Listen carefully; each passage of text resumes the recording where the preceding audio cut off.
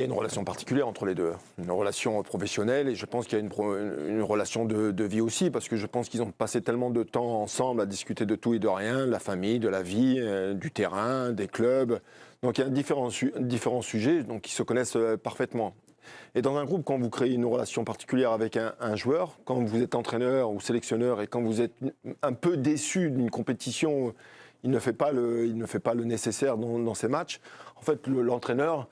Il est un peu agacé parce qu'il a la sensation de lui avoir donné beaucoup de choses, mais il ne faut pas oublier que Griezmann lui a donné énormément de choses. Il lui a réglé beaucoup de problèmes dans certains matchs, dans certaines compétitions. Donc moi, l'attitude de Didier Deschamps ne me choque pas. Je trouve, je pense qu'il est très sincère quand il dit que c'est un choix de match. Il a peut-être laissé reposer. En fait, il laisse le doute quand même pour le 8e, hein. Honnêtement. Moi, je pense que c'est la qualité de l'échange qu'il a pu avoir avec lui. Dire c'est la qualité des échanges et qu'est-ce qu'ils se sont dit avant et après et pendant. C'est ça qui règle le problème. Là, on parle de tout et de rien, mais les deux personnes les plus importantes, ce sont Didier Deschamps et Griezmann. Et à partir du moment où les choses ont été dites clairement, et voilà, en fait, pour moi, il n'y a pas de problème. Mais ça reste un sujet compliqué et difficile quand vous avez créé quelque chose de particulier. Il y a un lien fort depuis X années entre les deux. Justement, on parle de ce lien fort. On va entendre Antoine Griezmann qui parle de son sélectionneur en conférence de presse et il était plutôt élogieux. Que dire du coach, sa réussite, c'est le groupe qu'il arrive à construire, que ce soit du staff médical jusqu'aux joueurs. Il a toujours la petite touche tactique qui, pendant le match, va faire la différence. Il se trompe très rarement. Et voilà, après, c'est un entraîneur qui, comme joueur qui gagne, qui a ça en lui et qui sait très bien gérer les moments de pression. Et nous, en tant que joueurs, on le voit et on le ressent dans le vestiaire.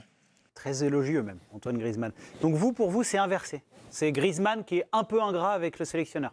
Oui, Régis l'a dit, il y a un rapport particulier qui s'est créé entre les deux hommes, un rapport quasiment filial. Mais Griezmann, c'est pas le petit dernier de Deschamps, c'est pas son chouchou à qui il laisse tout passer, c'est plutôt son aîné sur qui il compte, avec qui il est exigeant.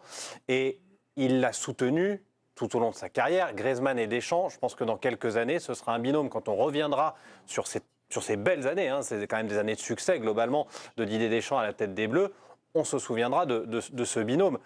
Parce que Didier Deschamps a fait de Griezmann le moteur de son équipe, très clairement, pendant toutes ces années. Je pense qu'Antoine Griezmann se devrait, si distance il y a, comme nous l'explique Dominique, c'est vrai que je pense qu'Antoine Griezmann devrait mettre son poing dans sa poche et dire « Attends, Didier, il m'a tellement donné en équipe nationale, j'ai tellement eu sa confiance.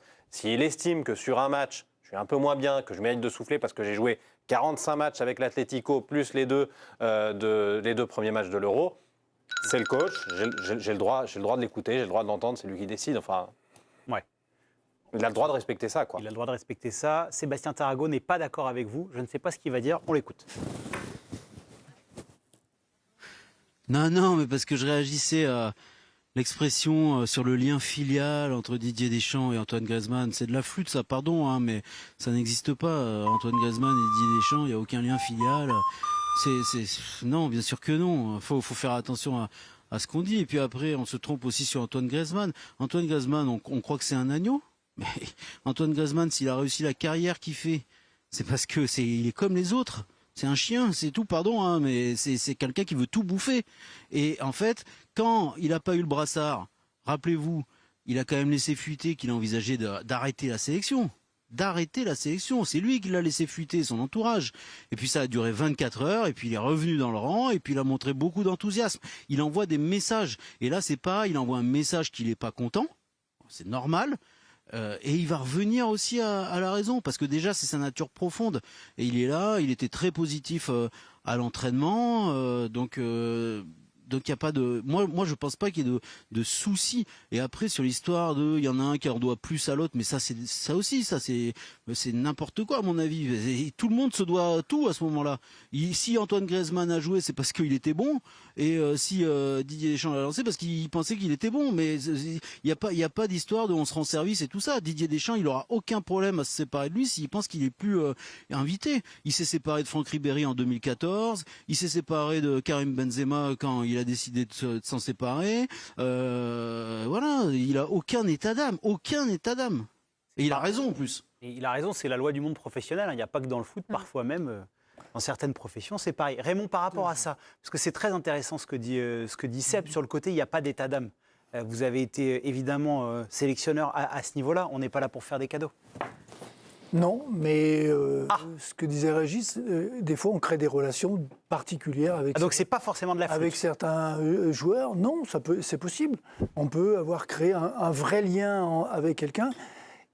Et on peut être influencé au moment de faire un choix et de plus savoir trop comment faire, en plus d'avoir une forme de responsabilité par rapport aux joueurs, disant on l'a porté ou il nous a aidés. C'est pas aussi simple que ça. Quand le rapport il a été, mais on le connaît pas. Ce qu'on dit là, c'est nous qui l'imaginons. On ne sait pas ce qu'il y a entre les deux. C'est peut-être purement professionnel. C'est professionnel. T'es bon, tu joues. T'es pas bon, tu joues pas. Ça peut aussi s'arrêter là. Et ce que disait aussi Régis, c'est quelle discussion ils ont eue quand il l'a enlevé. Qu'est-ce qu'il lui a dit? Est-ce qu'il lui a dit ça, pour le coup, on n'était pas dans la salle avec les deux. Est-ce qu'il lui a expliqué ou est-ce qu'à 17h, il a mis l'équipe au tableau en disant c'est pas toi? C'est possible, hein, ça arrive. Au PSG, ça arrive. Hein. Non, mais à 17h, ils ont ils savent pas avant. Ils savent pas avant. 18h, ça sort. Ouais, mais il lui a parlé, il lui a dit quelque chose. Peut-être qu'il voulait essayer aussi les trois, l'empire du milieu, se dire si Grisou est blessé, ou faire un choix par la suite et éliminer un des trois, sans Grisou, le préserver. C'est vrai que quand tu fais pour moi cette attaque de Paris Saint-Germain, il te faut un archer, quoi. Il te faut le mec pour alimenter. Et là, on n'avait plus de meneur de jeu. Et c'est ça que j'ai juste trouvé ça un peu bizarre qu'il ne soit pas titulaire lorsque tu mets l'attaque du PSG. Ça j'ai pas compris. C'est sûr, ça manquait de créativité. Non, mais après, il a ses raisons. Grisou a peut-être aussi besoin de souffler. 84 fois titulaire d'affilée.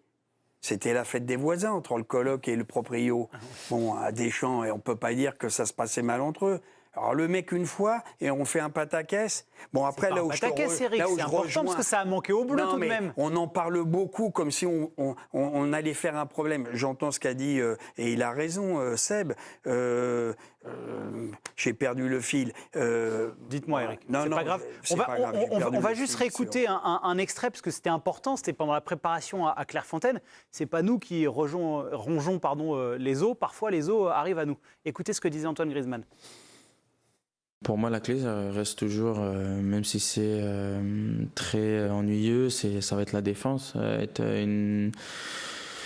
une équipe solide, dure dans les duels, très, très bonne défensivement, et c'est ça qui va nous permettre d'aller le plus loin possible. Ouais, c'est très chiant à regarder, mais bon, c'est comme ça fait gagner, donc... Non, ce qui est maintenant, je rebondissais, c'est que moi, je pense qu'il y a eu une petite fracture quand il lui a pas donné le capitanat. Ça l'a marqué obligatoirement dans les relations. Parce que à son âge, il le méritait. Mbappé aurait pu attendre un an ou deux. D'autres entraîneurs auraient fait autrement que Deschamps. Après, la hype, peut-être il s'imposait Mbappé. Tu pouvais pas lutter contre le monde entier pratiquement qui le réclamait. Donc, Didier Deschamps a parfois du mal à dire non à Kylian Mbappé.